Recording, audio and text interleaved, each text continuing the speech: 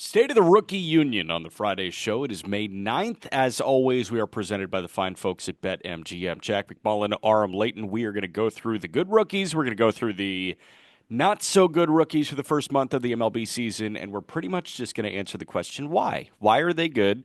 Why are they not great? Have you been watching the conclave at all? Have you been keeping tabs on this conclave? White smoke and black smoke and all that? Black smoke for no pope, white smoke for a pope? It's I actually like I really didn't even know about the whole process until I watched Conclave the other day. Great movie. It was a really good movie, and I'll be honest, it just shows you how like I'm such a simpleton when it comes to movies. Where I saw it was PG, and I'm like, oh man, this is gonna be lame. Like I need explosions and like There was an thrillers. And explosion. there was an explosion, I will say, but I'm like a just a short attention span simpleton when sometimes when it comes to movies, I was like, oh no, PG. I'm not going to be stimulated enough, but it was really good. It was really enjoyable, and I'm sure there were some, exaggerations to the process, but it was it was a really fascinating process to see. So then now with it actually happening in real life, all I see is the memes for the most part, though, Dude, which is funny, but I it's crazy. Like you're ready to be locked down in there for a minute until yeah, they figure that thing out. I saw it's a weird Twitter's a weird place right now with the papal conclave going on right now because like I was scrolling on Twitter and I saw a video taken from like the BBC of the Cardinals walking in to the Sistine Chapel or wherever they're doing this and somebody quote tweeted it and said like not Enzo thirst trapping here. I'm like, are we calling the Cardinals Enzo? Like it's unbelievable where we've gotten with Cardinals and possible popes. It's social media, dude, is a scary It's place. unbelievable. It's unbelievable. So I woke up and I saw more black smoke and I was just fascinated by that. There's something about this whole process. I'm like, that movie should have won Best Picture, I think. It really was good. It was good. I will give them their flowers. Yeah. Rookies? Yes, Sorry rookies. for deviating from the rookie tactic here, but again, here's what we're going to do here. We are going to I'm pretty much gonna throw Aram the name of a rookie, right? And I'm gonna start with the top five by WAR so far among rookies. And I'm pretty much just going to ask you sustainable, yes or no. Are you surprised by what they've done? Yes or no. That sound good? Yeah, and then of course I'll add a little bit in between and see what we think they can do the rest of the year. I think will be an interesting wrinkle in it as well. There we go. Okay, we are going to start with Jacob Wilson of the Athletics, who has been the best rookie in Major League Baseball by WAR. At this point, Jacob Wilson, through 36 games and 150 plate appearances, has a 1.6 WAR. He's walking 4% of the time. Doesn't matter because he's fun. He's striking out 4.7% of the time, and he's got a 148 WRC plus. He's hitting 357 with 3 homers and 21 driven in. He is slashing 357, 383, 476. 357 is not sustainable, but is 320 sustainable for Jacob Wilson? Maybe 340 is sustainable. I don't. How different is he than Luis Arias becomes the question now, because I understand Arias is like, and I'm just talking about from the hitter perspective, because the big thing we've always talked about with Arias is like, man, I wish he could really do anything else because the hit tool is so incredible. But when you look at the batted ball data in terms of contact rates and everything like that, you're still going to get a slight notch up, I think, with Arias, where he's probably going to swing and miss just a little bit low. We're talking about like 1 or 2% inside the zone, and then maybe outside of the zone, another like 4 or 5%. So overall contact rate is probably going to be about 3% higher, but we're talking about a 90% contact rate versus a 93, 94% contact rate. I think there's a certain point that you get to where it doesn't really matter. Like it doesn't really make much of a difference. And it becomes way more important in terms of what angles you're hitting the balls at and just how you move and things like that. So the interesting thing with Arias is when he hits the ball his hardest, he does get it in the air a little bit more, where Wilson is going to probably put the ball on the ground a little bit more. But also, Wilson is more equipped to leg it out and beat stuff out and extend, gappers into extra bases. So it's interesting. I think they're very similar in a lot of ways. And I think Wilson maybe has a little bit less of the elite bat to ball. Like they're both 80 grade hit tool guys, but I guess one is just like maybe we've never really seen that kind of bat to ball in this era. But when you're getting everything else with Jacob Wilson, I don't know if we've really seen a guy this good bat to ball that also can play a good shortstop that gives you value beyond it. And yeah, he snuck out 3 home runs, but Arias can kind of do that as well. It is an interesting conversation of like of these 80 grade hit tool guys. What are the differences, I guess, and maybe what could make an Arias a little bit better in terms of the hit, or a Wilson a little bit better in terms of the hit? Because even though he's putting the ball on the ground more, I still think there's a good chance he can hit for a similar average. And probably a little higher power. Like Wilson already has 3 homers this year. And that's kind of the thing that jumps out. And I know the EVs don't scream juice with Jacob Wilson, but at that ballpark, especially when it gets to be 110 degrees and it's dry air, that ball may fly a little bit. And I feel Yeah. like we could be looking at Jacob Wilson having 8 homers by the All-Star break. I think environment like these are going to be very environment dependent hitters. And like, you think about Arias, he was playing in Miami where there was a lot of times he'd shoot a ball in the gap and it just would run out of gas right at the Sure. track or whatever that could be gone in some other places. And then San Diego's a really tough place to hit. Whereas, yeah, Wilson, you have him in a spot here where the ball can fly, as you said. So the interesting conversation, I guess, is, yeah, how sustainable is this level of production? And I think we even see it like Arias has these spells sometimes where, it's 280 and it's crazy to call that a spell, but when it's 280 and you're not walking, then all of a sudden you're really working uphill at a 700, 750 OPS. So that's the one thing I'm interested in with Jacob Wilson is he going to slug 476? Yeah. And that's where I wonder if that's going to sustain. Yeah. But at the same time, like you look at what he did even in his brief minor league career, tons of doubles. You look at just what he's able to do in terms of just consistently putting bat on ball. And I don't know how sustainable the current slash line is, but clearly this is a guy that I think is going to be hitting for a ton of average. The question is the walks. He's so aggressive, but it doesn't seem to be much of an issue when you're getting to everything. If you were to guesstimate a slash line for Jacob Wilson by the end of the year, I'm trying to think what I would say because I think I would be like 325 with a 350 on base. And He's not slowing down, which is the craziest part. I know no, it's he's early. not slowing down. I will say 325, 350, 410. That's my guess on the slash line by the end of the year. I was going to say 320 something. Yeah, I think there's going to be a stretch, like just when you have a near 60% ground ball rate, there's going to be stretches where they don't sneak through as much. And all of a sudden, you have a little bit of a dry stretch. And I think that's just normal.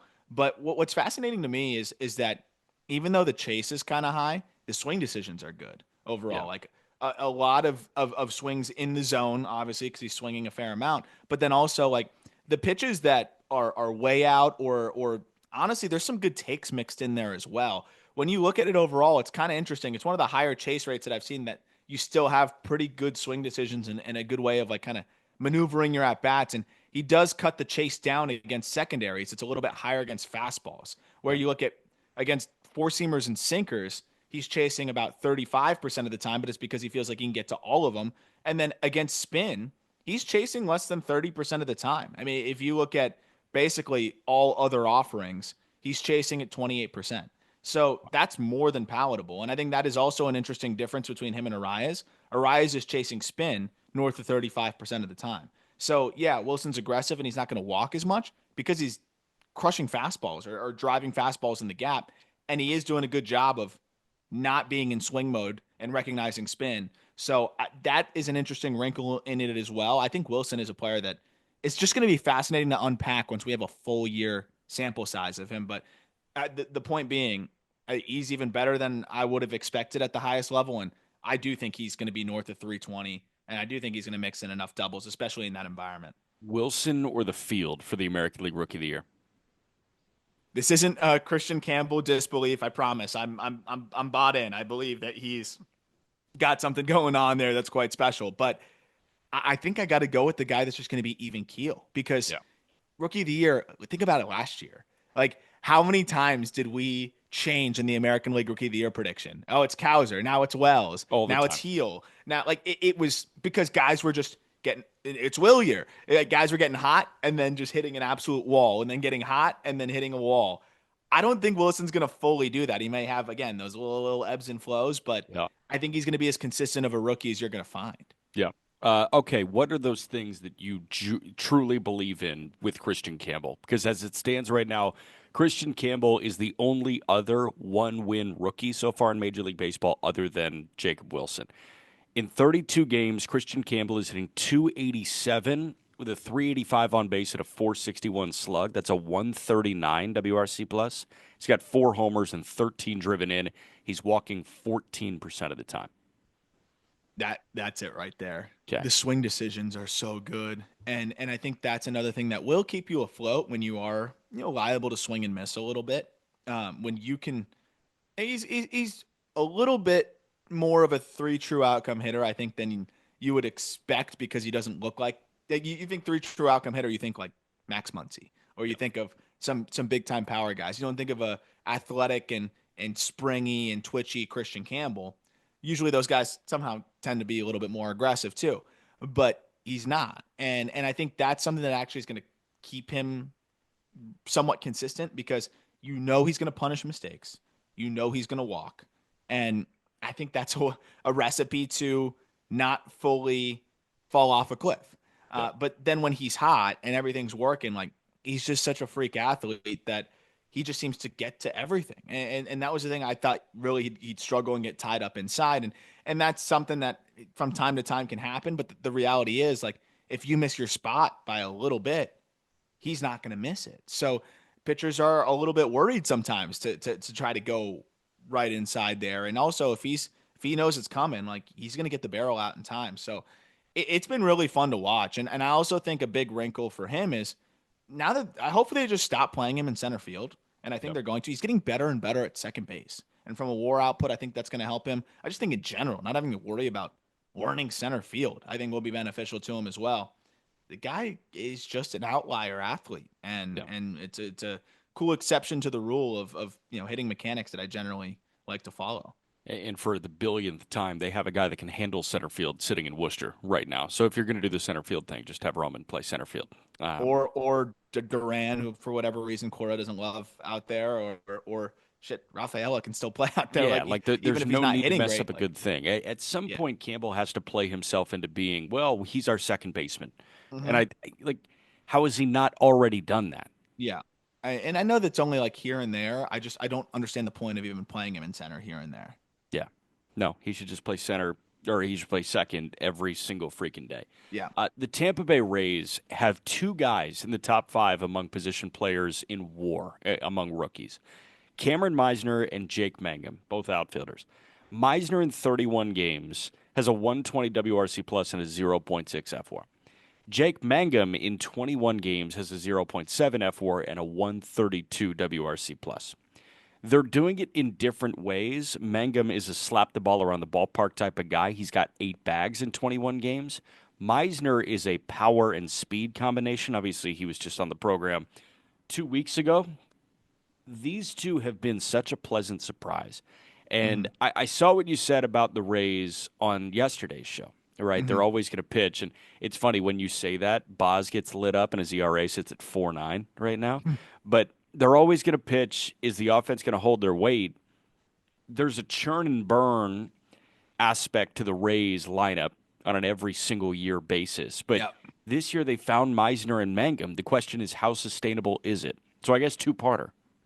Yeah, this is an interesting one because I do really like the changes that Misner's made, and I think he's proven that he can absolutely be a big league piece.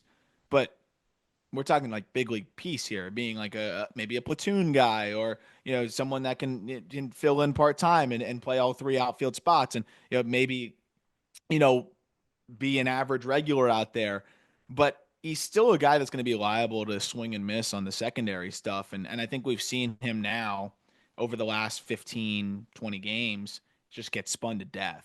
And that's been a challenge. And he just looks a little sped up in general. So like if you're the Rays, I don't think you can be counting on those 2 guys to propel your outfield. I think that's a, and I know Josh Lowe is going to be coming back, but I think there is some level of concern about how sustainable that level of production can be. And I think we're kind of seeing, Misner battle a little bit there now. And then when you look at Mangum, another guy that I really like him in a fourth outfield role. And I think he's proven that he deserved a shot to do that Yeah, earlier than he got. But, he had a 61% ground ball rate in those 21 games. I think he can get away with higher ground ball rates because there's nobody that runs harder to first base every single time. And sure. also, he is quick out of the box. He's also a guy that is going to play phenomenal defense. You mentioned the value on the base paths. Like, the floor is high. He's going to put the ball in play. He's going to be scrappy, and he's going to do those little things. But it's another guy that when you put the ball on the ground that much and you're chasing near 40%, you're probably not going to be able to hit over 300 the entirety of the season. So these are two guys that I really like in a role that they are kind of being asked and needed to fill, I think, a role that is larger than maybe they are equipped to fill. And Yeah. in a lot of other seasons with the Rays, I think you'd be really happy about what they can do as complements. But as centerpieces in the outfield right now, I don't know how sustainable that might be. Those are guys that you may want to shelter from certain situations. Yeah, and they will have the firepower to shelter those guys from certain situations. Like Mangum's obviously on the IL. He's been there since April 24th with a groin strain. But then you got Josh Lowe with an oblique who went down at the end of March, and then you've got Johnny DeLuca who went down with a shoulder strain at the end of March, and Richie Palacios went down with a knee sprain in mid-April.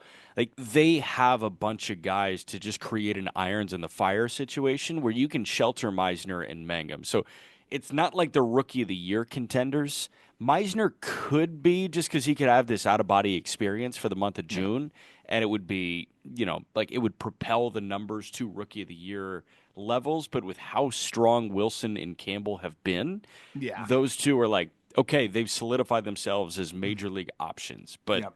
I don't know if they're really good players. Yeah, I think that's kind of fair. Like, I think they've proven that they can be big league options, but over 160, I think the earlier two that we talked about are going to prevail. What about the other two? I was talking about Jacob Wilson No, and, you said over 160. The other two? oh, the other two. Yeah, sorry. I've been doing that lately. I don't know why. Because I assume that no one's playing 162 anyways. So Yes, you just rounded yeah, I 159. just I think rounded. Freddie Freeman plays 159 like every year, so we'll just call it over 159. Yeah, It's like, I was over roughly 150. yeah, there we go, perfect. Okay, the other guy that is top 5 among rookies in WAR right now is Trey Sweeney of the Detroit Tigers. And it's great because Javi Baez is the center fielder of the future for the Tigers. So Trey Sweeney has a clean runway at the shortstop position. But Sweeney has been very good so far this year. In 35 games, he's got a 0.6 WAR, a 109 WRC plus. He's walking north of 11% of the time, and he's hitting 252. He's got 3 bombs, he's driven in 15, and he's swiped 2 bags. The thing that we talked about last year when Sweeney got the initial call to join the Tigers was this guy's a better shortstop than I think people are willing to acknowledge. Mm-hmm. And he's grading out like a pretty good shortstop in the major leagues right now. I've been really impressed with keeping tabs on Trey Sweeney so far this year. And I was impressed last year when he got out. The defense is something that I've always said I thought was underrated with him. I'll be honest though, I didn't think he would hit this well. After the way he kind of finished last year, he had that out of body experience. Like in the after the trade, he gets to AAA with the Tigers. I think he saw finally an opportunity where it's like, you're stuck with the Dodgers and you're not basically a budding superstar. Right. You were a Yankee and a Dodger. There's no chance for you. So you're just kind of battling and just hoping to get an opportunity. Then you get sent in AAA, sent to the Tigers, and you get to play in AAA, and they immediately need a shortstop. Like, that must have been a shot in the ass. But the thing is I always thought he'd be a good utility infielder. And then you looked at like what he did towards the end of the season, starting to swing and miss a lot more. The chase was a little bit up there, and then points in the postseason. I was just a bit skeptical of how he would come out this year. It's been solid because if he's a low 700s OPS guy in Comerica Park, that's going to be comfortably above average in the WRC plus department, and he's going to be an above average defender at shortstop. So it's been really cool to see him have this success, and probably a guy that you don't want facing lefties as much. Sure. But with Baez, like now they could probably spot him at shortstop if they wanted to here and there against lefties. And of course, Baez seems to love playing center field now.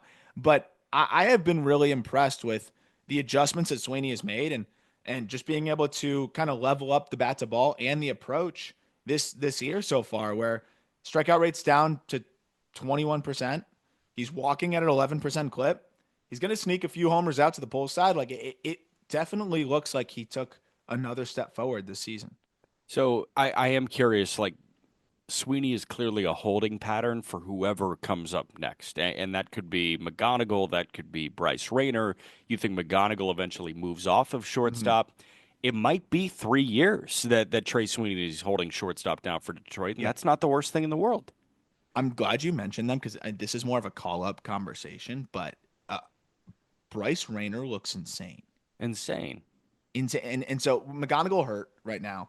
He could get up and plug in at short, but if Sweeney's doing this well, like you may just look at it and say Sweeney can hold it down, as you said, until Rayner gets up there, and McGonigal can just play second base and focus there, and you can fast track him a little bit more, assuming he comes back from this ankle injury a little bit quicker.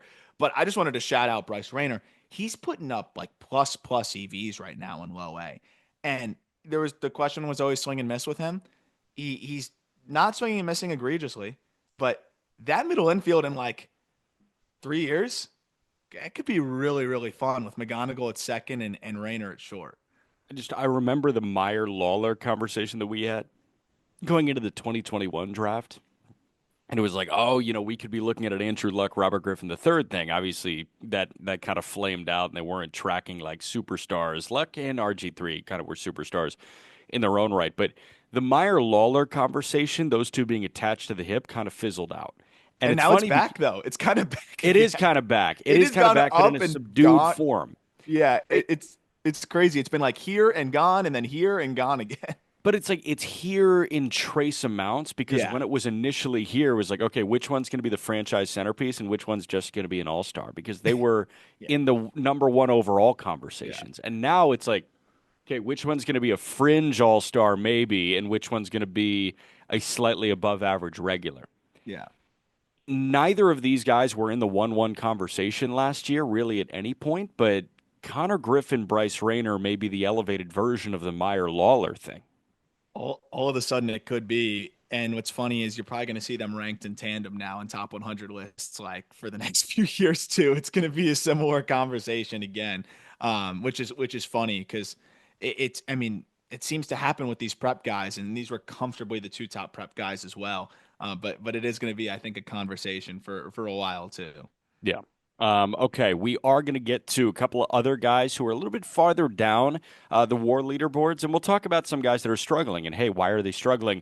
But before that, I do want to tell you about our friends at Game Time because Game Time is the official ticket marketplace, the official ticketing partner of the Just Baseball show. It is so good to hop on Game Time and find those last minute deals for MLB games and MLB tickets. It's funny, we just flew into Chicago. And if I sound a little raspy, it's because we got here at about 2 a.m. But one of my partners on the radio side, Steven, his wife is in town. She was looking for, last minute Cubs tickets on Wednesday. Game was starting in 10 minutes. She hops on Game Time and she found an amazing deal. And this Yep. place is the best. App features that customize your spot. You got a whole bunch of stuff. Like you got last minute tickets and zone deals. Easy to find and buy MLB tickets for every kind of event in your area. You get last minute deals. Save up to 60% off buying last minute for sports, concerts, comedy, theater, list goes on. Fees are included, so you know your total up front with no surprise fees. At checkout, you get views from your seat, you get their lowest price guarantee, or Game Time will credit you 110% of the difference if you find a better deal elsewhere. And Game Time provides ticket coverage. Your purchase is covered with the most flexible customer service policy in the ticketing industry. Take the guesswork out of buying tickets with Game Time. Download the Game Time app, create an account, and use code JUSTBASEBALL, all caps, one word, for $20 off your first purchase. Terms apply. Again, create an account, redeem code JUSTBASEBALL, JUSTBASEBALL for $20 off. Download the Game Time app today. Last minute tickets, lowest price, guaranteed. I want to talk about Luisangel Acuna here because Acuna, as it stands right now, is sixth in Major League Baseball among rookies in F4. but it almost feels like Acuna has been a little underwhelming. He's hitting 295, but where's the slug? It doesn't exist. He hasn't hit a homer. He has stolen 9 bags, but he's got a zero point 0.6 F4. I am curious where you feel like the long-term home is for Acuna. Is it a position? Is it somewhere that isn't the New York Mets? I'm starting to have these questions arise with Acuna, who has been good, not good enough to say, Jeff McNeil, we're kicking you to the curb. Yeah, it's fascinating because he can move around, and I think that's super valuable. I mean, you can plug him in shortstop where he's going to play well there, but obviously they don't need him there. You can plug him at second base. He can even play some third, center field.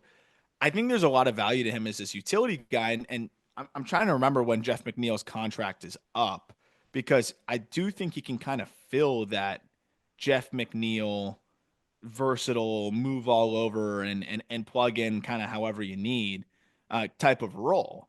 Uh, I I honestly have been encouraged by what he's done this year because it was a bad year last year in AAA. Then he got up and had that fever dream stretch of 14 games at the big league level, but it was a 67 WRC plus in AAA, so it's kind of shocking to see that shift. And I would kind of wonder who is he this year at the big league level? And so far, it's been at least an average regular or a guy that can be like a solid super utility piece. The challenge is, though, as I pull up McNeil's situation, he's under contract for 2026 as well. It's a club option for 2027 that they probably wouldn't pick up, but you're paying him 15.7 in 2026 also. So you're probably not going to be able to dump that, and he is kind of in the way to a degree. Yeah.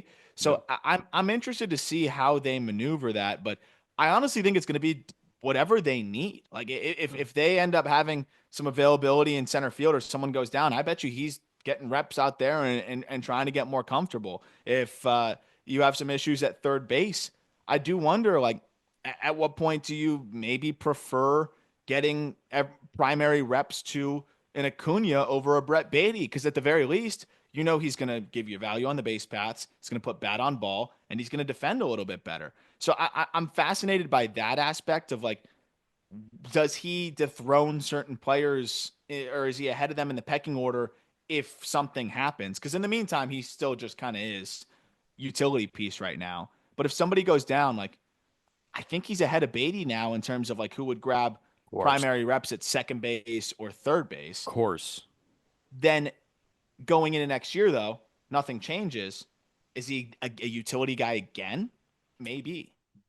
Probably. I think Chris Taylor is probably the best template for him. And of course, he's not making what 12 million a year or whatever Chris Taylor is making, but I feel like this guy can kind of plug and play pretty much everywhere. And maybe Tommy Edmonds the better template for a Luisangel Acuna, where he can play a good center field. I would like to see Acuna play a little bit more center field, to be honest, I with want the to see. Siri Taylor Yeah, thing going on.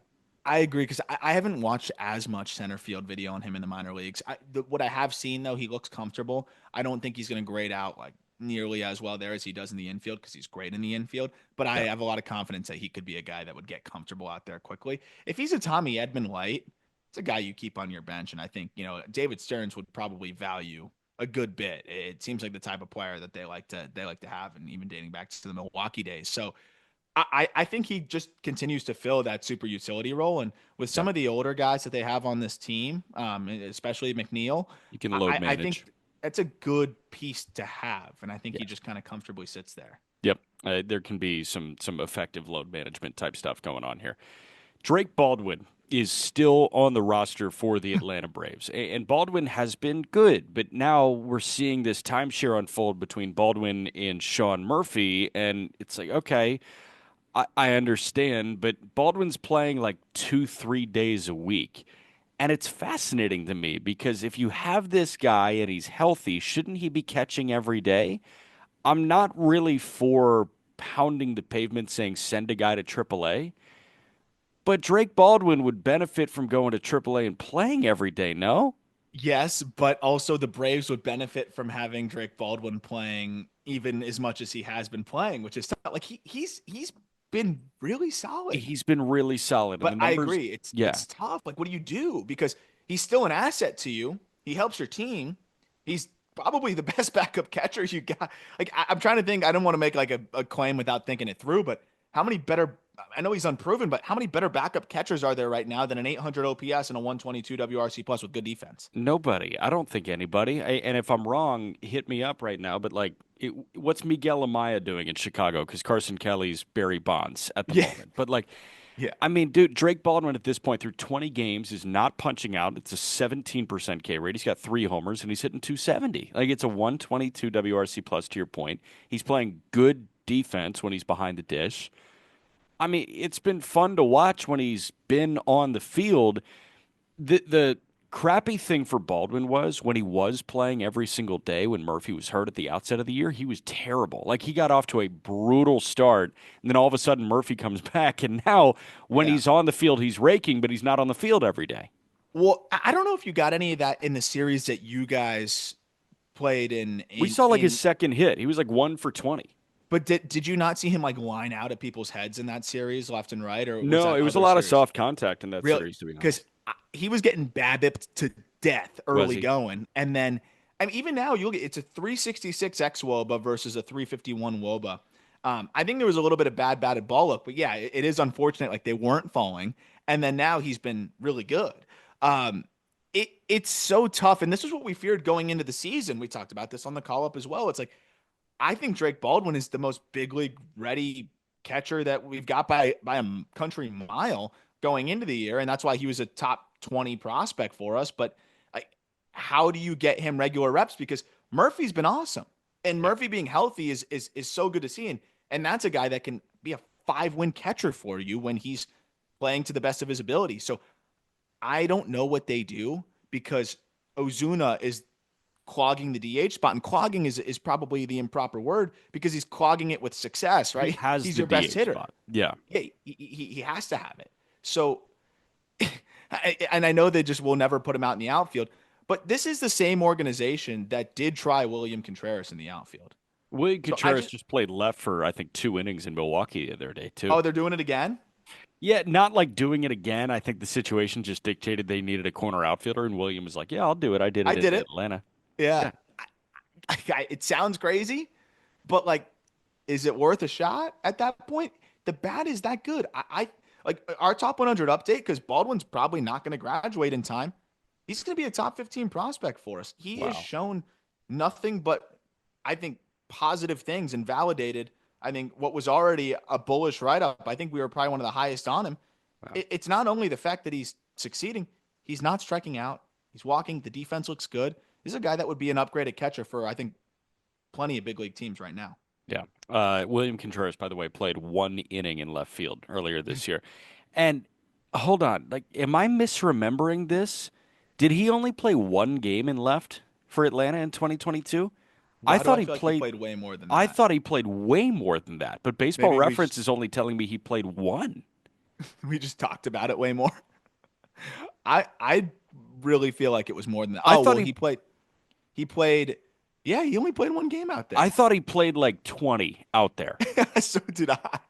I was like, yeah, they Like tried him and left. Like I thought that meant 20 games, a long runway, but I guess I'm misremembering. he What's did that called? one spring training game in right, one AAA game in right, one AAA game in left, and one big league game in left. We fully gaslit ourselves into believing that they really tried him out there, I guess. Dude, what? Yeah, that was like a Is that weird. That was is like a that Mandela Mandela effect. effect? Yeah, I would say that's got to be the Mandela effect. That's crazy. That's Mandela I'm effect. asking. I'm asking our staff chat after this episode. How many games did William Contreras play in the outfield for the Braves? That's totally Mandela effect. But yeah, I mean Drake Baldwin, he could play 1 game out there, and then we could convince ourselves that he Yeah, played 20 out there, and we're that, good. It's like, yeah, they yeah. gave him a shot and left. There we go. So perfect. That's the workaround here.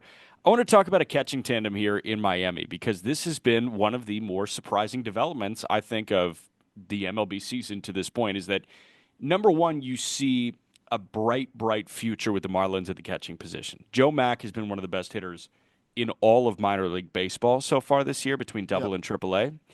Agustin Ramirez came up and raked, and you saw him hit a couple balls 109 yesterday. Like this Yeah. guy's a freako, man. And I was talking to him. His favorite player growing up, can you guess who it was just based on the stance? I would have said like Albert Pujols. Exactly. It's Pujols. And apparently, when he Ah, first got into the Yankees minor league system, his setup was identical to Albert. And they don't changed hit it a like little that. bit. They Don't changed hit like it a that. It's little really bit. They hard to hit said, like that. yeah, they said, get your heel up off the ground a little bit open. And he was like, okay, I do that now. But I was talking to him about that. I was like, how much Albert did you have, man? He's like, I loved him. But Augustine is raking. And wouldn't you know, Liam Hicks is balling right now. Yeah. Liam Hicks has a 101 WRC plus in 23 games. He's not punching out, and he's playing good defense behind the dish. These pitchers love throwing to him. This is an exceptional problem to have where you have a Rule 5 catcher and two catching prospects that are, I think, concretely top 100, both of them. I mean, all of a sudden, there's this treasure trove of catching talent with the Marlins. Which is, dude, I know you're a little newer here, man. Yeah. That's never been a thing. That's like it's not That's all since I hear, JT. man. It's like we haven't had this since JT, and he was just one guy. It's like, yeah, Yeah, I you understand. don't understand, man. It was catching situations through the years were, oh man, really, really, really, really bad. Like there were stretches where Liam Hicks would have been a godsend by himself, a Rule 5 pick. Also, if I'm not mistaken, just baseball show enjoyer Liam Hicks. Yeah, just baseball show enjoyer, Liam Yes. Hicks. So I'm all in Can we get already. him on the program?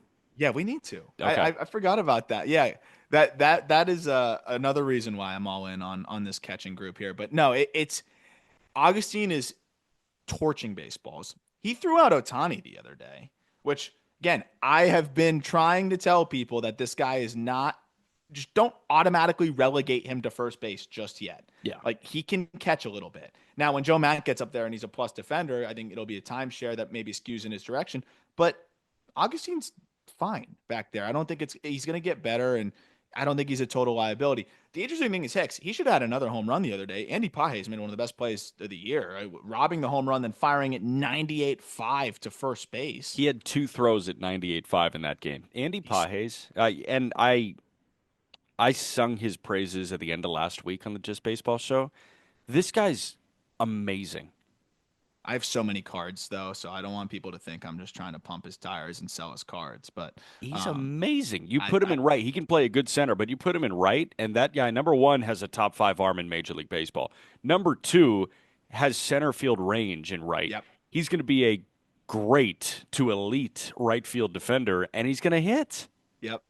It's been really fun to watch. But yeah, on the Augustine front, Yeah. the the EVs, if you include AAA and the big league sample so far, 90th percentile of 109.3 miles per hour. That would be in the top 2% Major League Baseball. Hard hit rate of 47%. But what impresses me so far in the big leagues is I've been waiting, for like that dry spell. And just because look, he's a little aggressive so far, and he does sometimes struggle with the sharper stuff at the bottom of the zone because he still does kind of have that Pujols like downhill path at times. Sure. But then he snaps right back into it, and it's back-to-back multi-hit games against the Dodgers and a double in each contest. The game, and then before that, he homered. Like, and these are against good arms.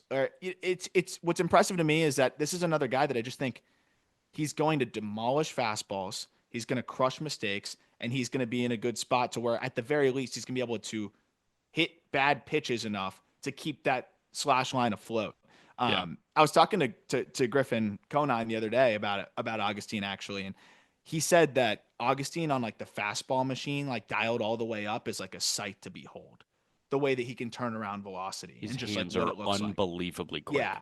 Yeah, for Griff to say that, like I got to get there early one day and I'll try to see that because apparently he just turns around velo like, and I know he hasn't been doing it at the best of his abilities in the big league level. You might be looking at Savant saying, "Whoa, he's hitting this against fastballs." I think there's been a concerted effort to be more adjustable and hit these breaking balls, and he has. He's pulverizing spin.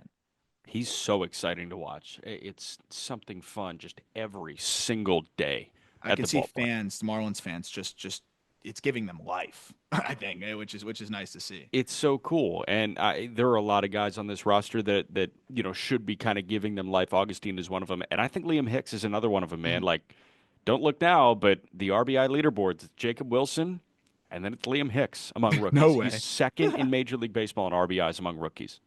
That's so funny. It's amazing, man. Okay, let's go to the slightly negative side of this. Cam Smith of the Houston Astros. Obviously, Cam Smith was a rocket ship through the minor leagues. Played, what, 32 games down there? And Cam Smith in his first 26 major league games has a 30% K rate and a 94 WRC plus. It's a zero point 0.3 WAR because he's holding his own defensively and he's still walking a little bit. He's got 3 homers in 26 games. Where do you stand on what Cam has done to this point? Is it is it like am I is it a regurgitation of priors if I say that I actually have been somewhat impressed? Like It's like a Ryan Russillo thing. Like, I actually came away more impressed by Cam Smith. is it me just like trying to stick to my guns too much if I say that? I don't think so because Cam Smith had no time to get his feet wet at different levels. It was like, oh, you were awesome for a week, time to go. This guy is played what's the actual number? It's 15 games in low A, 12 games in high A, 5 games in double A. Those were with the Cubs organization. I think it's 32. It's 32. Then he gets traded. Yeah. Doesn't play a single minor league game in the Astros organization and gets throttled to the show. So and like I think the traded aspect is a really underrated part of this whole thing too. Like that's a shock to the system after being drafted. Also, this was a draft eligible sophomore. So draft eligible sophomore, Yeah. doesn't play in the minor leagues, immediately traded, like, and then learn a new position for a team that I know they're not World Series contenders, so to speak, but they're in win now mode. I promise you, you get in a lineup and you got Jordan and you've got Altuve and you see the banners everywhere and the attitude there. It's a lot to handle. The fact that he has kind of stayed afloat and there was some tough stretches and there was I think a point in early going where I think people might have said, hey, maybe we should send this guy down. I think the fact that he's playing a decent right field, the fact that he's yeah, it's a 30% K rate, but I think some guys would be getting their doors blown off in this circumstance. There's been a little bit of bad luck, batted ball wise. I think given the circumstances, it's been pretty impressive that he's been able to survive. There's not a lot of examples of a player doing this, let alone all the other variables of draft eligible sophomore, traded, all that good stuff. I'll take that spin.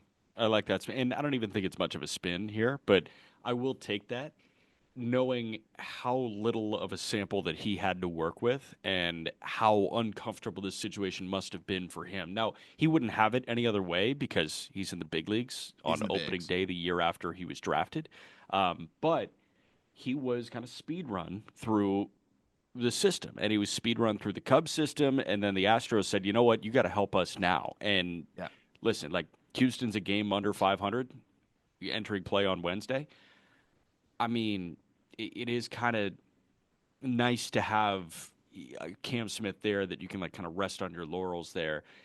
I do look at this roster and I think they can absolutely still win this division, man. I just look at that lineup and I understand that some guys are not performing to their standard, but just the names and the cachet that comes with some of those names, they could just put together an amazing summer. Well, and this is the interesting thing with Smith. He, in a week, will have played more major league games than he has played minor league games. That's amazing. So he might just keep getting better. Like that's the other thing is he's playing the most challenging baseball that there is in the world right now, Yeah. and really did ease into it.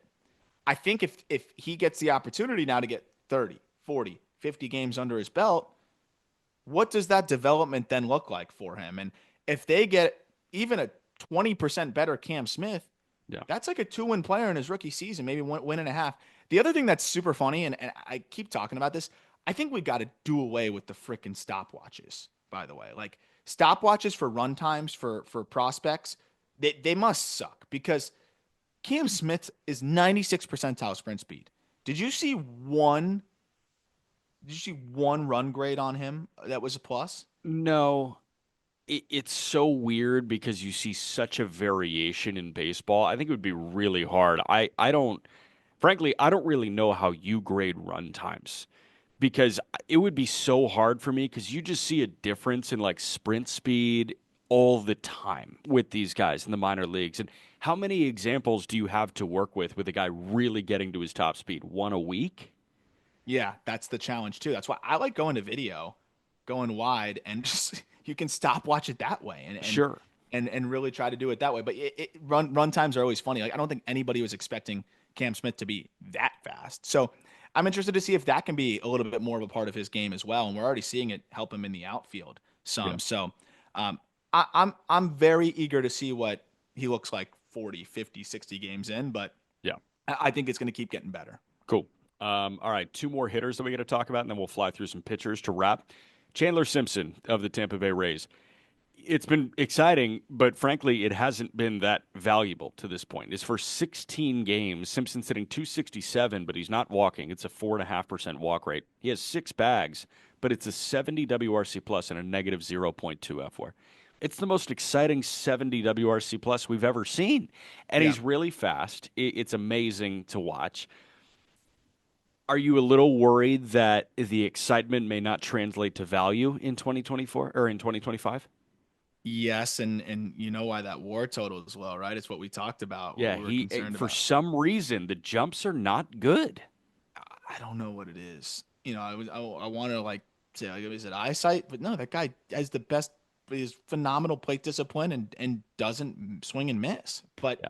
it's negative 3 outs above average, man. Like you have to think about it. And I love Chandler. Like I'm not going to pretend like I know him, but just like No, the but us conversation we chatting had with with him him, for 20 minutes last year in Tokyo, it was amazing. it was enough to just know that he is one of the most authentic guys in pro ball. So like Yeah. I hate knocking him down in that regard. It's just I don't know I don't know how you can be that fast and still grade out that poorly. And Yeah. I'm sure he works on it too. So there's just some sort of disconnect there with the reads off the bat.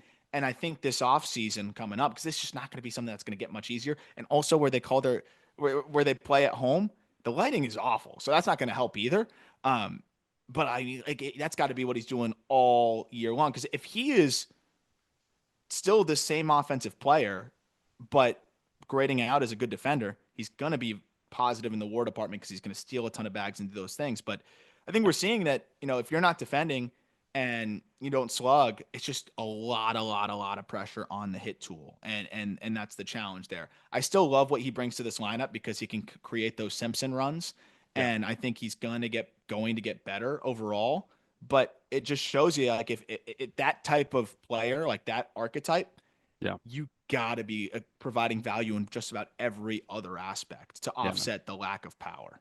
And it's tough, and we'll see if he can do that and improve on the defensive abilities. Last hitter that we got to talk about is Dylan Cruz with the Washington Nationals. 35 games. Dylan Cruz is not walking, a 4.4% walk rate. He's striking out just under 30% of the time. And as it stands right now through 35 games, it's been average defense, but it's a negative 0.2 WAR because he's got a 55 WRC plus.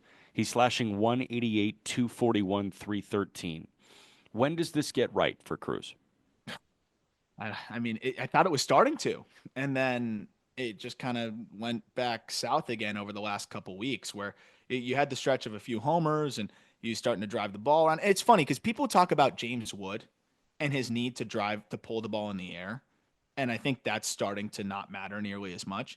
Dylan Cruz is actually a guy that needs to pull the ball in the air more. Yeah.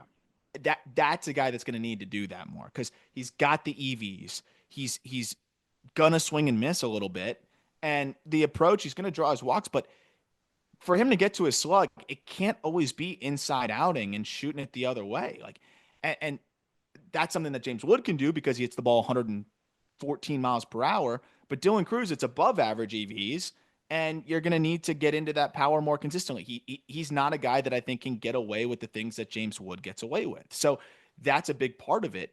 He has gotten better at recognizing spin a little bit this year, but it's still an issue. Like it's still north of 30% chase rate on spin.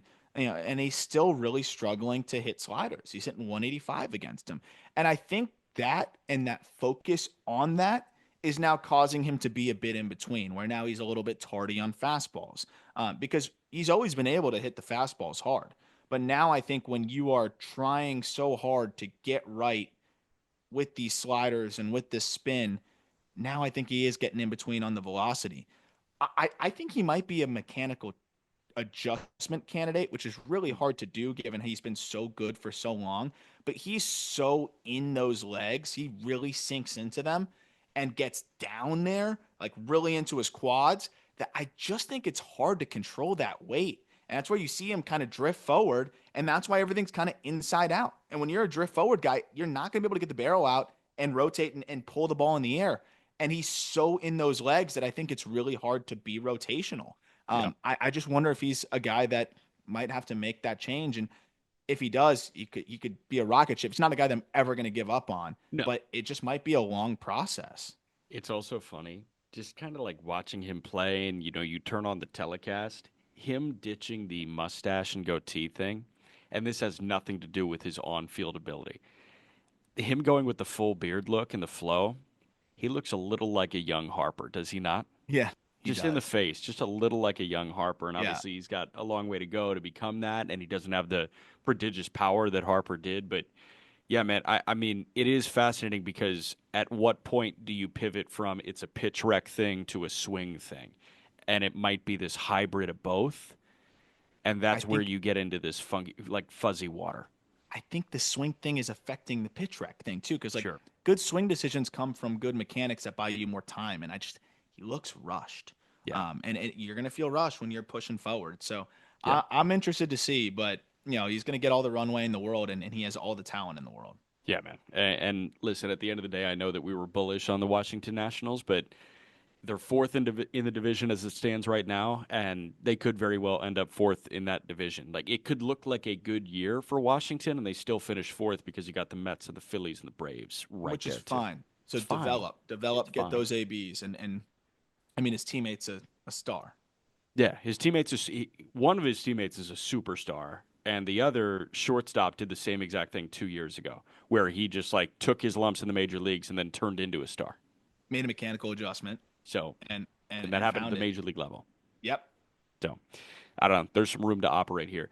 I was thinking we're already at 52 minutes. We could just make the pitcher rookie check in the Tuesday show on the Just Baseball show. Should we just do that?